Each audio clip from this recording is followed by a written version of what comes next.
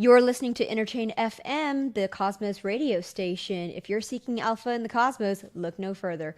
I'm your host, Django Unchained.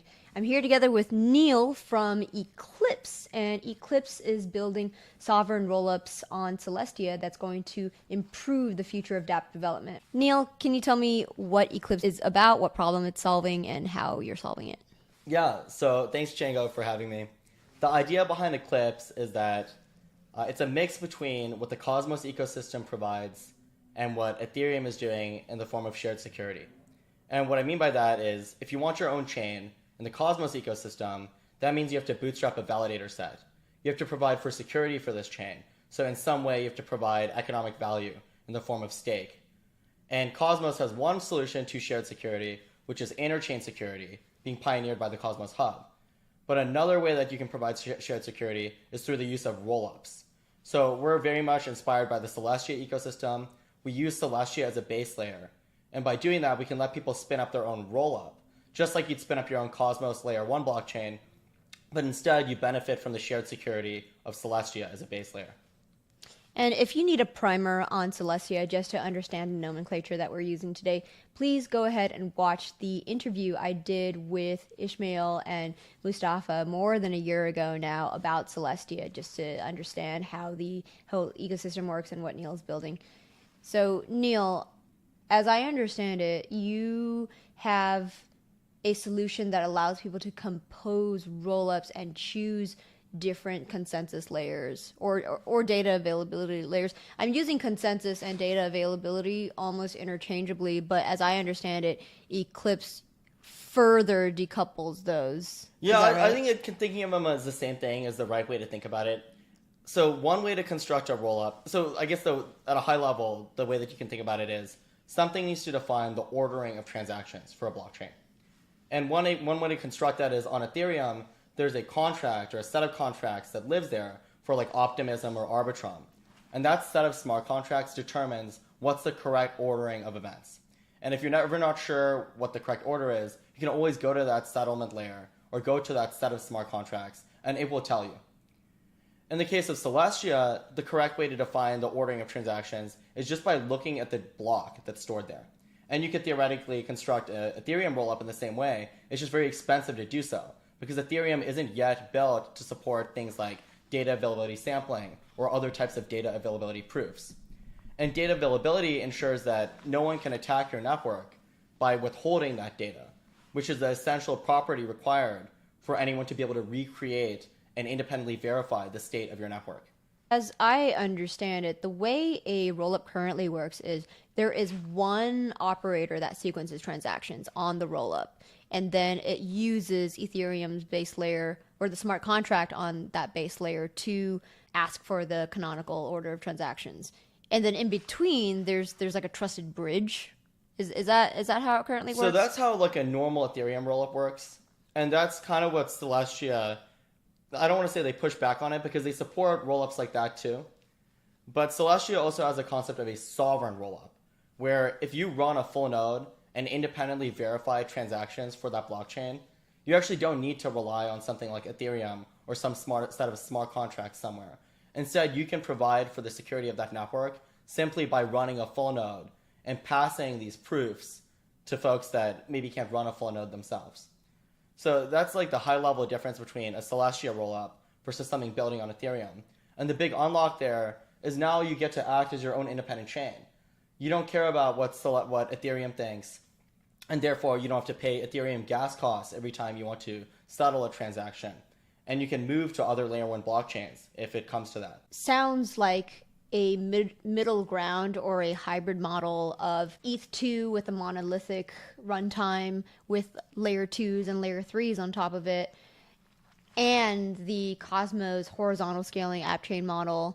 You're building rollups that integrate various different VMs that also run on Celestia as a data availability layer. And does it potentially use the Cosmos Hub for data availability in the future? Could it potentially use Babylon? Yeah. To kind of like go into what this customization looks like. So for a Cosmos SDK chain, they do this clean separation between the consensus and the execution layer through this ABCI. And if you want to use a different consensus with Cosmos or with the Cosmos SDK chain, you basically have to implement that ABCI implementation for the new consensus that you want to use. And if you want to use a new virtual machine, you have to implement the ABCI client implementation. So for the EVM, for example, this implementation is called Ethermint. The default Cosmos SDK virtual machine is Wasmer. So all these folks have implemented different virtual machines using the Cosmos standard. But this is fairly technically complex. If you want to use a new version of Tendermint underneath, you have to actually make those changes to the consensus. But for Eclipse rollups, you just say, here's the data availability layer, or this is the consensus that I want to use. So I want to be on Celestia, or I want to be on Polygon Avail, which has its own consensus, or I want to be on EigenDA. So you specify that base layer first, and then you specify the virtual machine or the bytecode that you want to use. And we've already implemented these for the Solana virtual machine, for the Ethereum virtual machine, and soon we're going to support Move too. So you just specify the base layer, the virtual machine, and we provide a standard set of customizations on top, such as the gas token that you use. And with that kind of customization, you can increase the value accrual to your token. You could have customizations that enable a new functionality. So that's the high level on what we're offering. Am I understanding this correctly? Eclipse allows people to choose the VM of their choice. Like if they wanted to run the EVM, that would be implemented as a rollup. And then if they wanted to use Bitcoin, then they could use Eclipse as an intermediary between here and Bitcoin. Yeah, you can deploy your execution layer with Eclipse, and then Eclipse acts as an intermediary. We haven't implemented Bitcoin for the record, and we don't have it on our timeline, but theoretically you could store blocks of data there. That's true. This makes me think eigenlayer. What Sunny had conceived of with mesh security sounds like the end state of what this could possibly bring. If you're able to choose your various base layers, then you would have this mesh network of security. Yeah, I think that's reasonable. Yeah, you could think of those as all possible ways to share security for your DA layer. And all the DA layer needs to be able to do is store a block and ideally provide some kind of efficient sampling of that block. What does Eclipse do for interoperability across different ecosystems in the long run? So the big thing is that we implemented IBC for the Solana virtual machine. So now if you're a Solana application and you deploy to an Eclipse chain, you can reach the rest of the Cosmos ecosystem through our implementation of optimistic IBC. So this is an IBC message that can later be challenged if your Eclipse rollup gets rolled back. Then this IBC message won't go through. So that's the first thing. A second thing is we bring virtual machines to other base layers that might not already support those virtual machines. So for example, for our Injective partnership, we're bringing the Solana virtual machine to the Injective community. From what I'm seeing, there's a narrative of different VMs that stand to compete against the incumbent, which is the Ethereum virtual machine. There's the Move VM. What you're saying is, what if we're able to create another layer of abstraction on top of it so that people can choose which VMs to use without, what would it be, without being zero sum with another VM? Yeah, or without having to be tied to that same consensus. For example, that's exactly the motivation. Historically, if someone wanted to use the Solana VM, you have to deploy to Solana. And why would you want to use the Solana VM? It's super parallelized, the very high throughput. They have a great fee market that they just added. There's tooling like Seahorse. You can write your program in Python and deploy it to Solana. And this tooling continues to improve. So if you want to deploy to the Solana VM, then your only choice was to also be tied to the Solana base layer. And maybe you want more decentralization, or maybe you want to be on Ethereum at some point.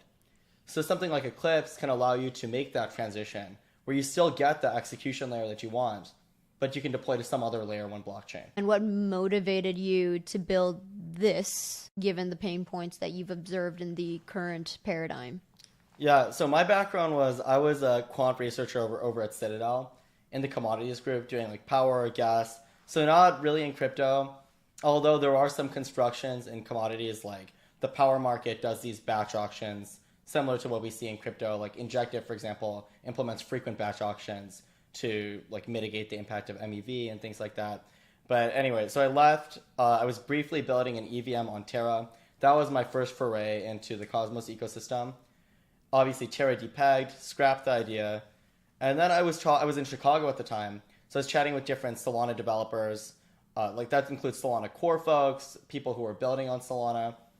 And the main issue for folks that were building games and physical infrastructure networks was just that the Solana layer 1 and the Solana virtual machine out of the box didn't support the level of customizability that they needed to support the full version of their application. So for example, a game maybe wanted to really blow up the network and run literally tens of thousands of transactions per second. That's not something you can do on Solana because they sell that same throughput to everyone. Another example might be a game that wants to implement verifiable randomness. You're like a poker site and your players keep claiming that you're rigging the randomness. Now you can actually prove this is like an opcode or an instruction directly in the virtual machine, which is generating randomness in a verifiable way. That's another example of something you can only do on your own execution layer at this point. So these are the examples of like use cases that motivated Eclipse. Solana was also having some outages at the time, so there were some folks that were just interested in leaving. So I thought, what if we took the Solana virtual machine, which is actually, like in my opinion, a superior VM, and we brought it to other ecosystems. And the Celestia team reached out. Nick White DM'd me on Twitter, said, sorry to hear about the Terra EVM project, but there's a lot of great stuff happening in Celestia. And they just basically dissected how you could construct rollups in all these different ways for me. I think the blog post is public now, but at the time when they sent it to me, this was like a draft, but it just laid out how the design space of rollups is so much more broad than what Ethereum rollups would make you think. Can you elaborate on that design space? You briefly touched on certain use cases like gaming and poker or gambling. How does composing various different rollups enable such a high throughput application? Yeah, it's like having a Cosmos chain to yourself in the sense that there's no other applications deployed there. Or you could put other apps, or you could choose not to. So you get the full throughput and block space provided by that one chain for yourself. And you can also implement additional functionality on top of it. Like you could add in new native programs. So like there's elliptic curve implementations on some of these chains. So those kinds of programs could be replaced with something else if you wanted to. So that's the first level of, that's the first unlock that Eclipse chains enable. And the second is just the fact that you don't have to be tied to any specific layer 1. And that's the design space that Celestia really made clear to me, which is that in one case, you have a rollup that's intrinsically tied to Ethereum via some set of smart contracts. But you actually don't have to do that. And instead, you could have users who run full nodes for your network just directly pass the kinds of proofs that normally go through the Ethereum settlement smart contracts, such as fraud proofs, or for a ZK rollup, you have these validity proofs. So you can just directly pass those to users or to wallets, and you don't need to rely on Ethereum as an intermediary. So that's one, the different, they call that enshrined settlement when you're tied to Ethereum versus sovereign settlement when you're doing it yourself and you don't go through something like Ethereum. Another question is about bridging. Like what are the assumptions typically required for bridging, and what would be required to enable trust minimized bridging versus trusted bridging. And understanding the nuances there, I made it clear that you don't even need a bridge that exists on a layer 1 in order to facilitate the kind of bridging that we were interested in. If you're using IBC, wouldn't that make it so that you don't need bridging? Yeah, exactly. Yeah, you don't need a relayer, and you don't need some smart contract. You don't need mailbox contracts. You could self-relay, theoretically. You could just pass an IBC message directly from an Eclipse chain to Osmosis or something like that. How does Eclipse improve the dApp development experience, given that you're able to enable SPV or light client verification so that anyone could run a fully verifying node? Yeah, I think that the big unlock there is really just data availability sampling. Without that key innovation, it would not be possible to construct a rollup where you can verify that the data is in fact available to anyone who wants to run their own full node. And without that assumption, then you have no guarantee that there's anyone who's able to generate these proofs to show actually this rollup is executing the transactions correctly. Are there competitors that are doing something similar to what you're doing, or are you a category maker? Yeah, I mean, Eclipse is, I think, probably, if not the first, it was one of the first rollups as a service. There are definitely like competitors that are, everyone's pretty nascent at this point. They might pick a different execution layer. For example, there's a bunch of EVM rollups as a service. Ethereum also, Eclipse also offers EVM rollups actually. And more than that, we can offer EVM rollups that are a magnitude higher throughput than what something like Optimism can enable. And the reason we're able to do that is we leverage the parallelism inherent in the Solana virtual machine. So we leverage a project called Neon, which is basically a smart contract that's able to execute EVM bytecode. And as a result, if you have two Ethereum transactions that don't access the same accounts, you can actually run those in parallel. Are there other ecosystems that you are integrating? Well, as far as the execution layer, we're going to implement Move. And for base layers, we support Polygon Avail. We received a grant from Near for Near to act as a base layer for rollups. We obviously received funding from Celestia. We received funding from Shriram at EigenLayer, so we can support that. We can support EigenDA for data availability. And those are the main base layers on our roadmap right now. And eventually, once Ethereum DA is more affordable, then we can pretty trivially implement Ethereum DA as well. What are the consequences of having something like this come to market? Every possible application that needs censorship resistance on a blockchain, how much closer does that get us to the destination? I feel that this is pretty close to the final form of what blockchains should look like, in the sense that if you look at a Web 2 development stack, you pick a base layer like what your operating system would be, whether it's Linux or Windows or something else.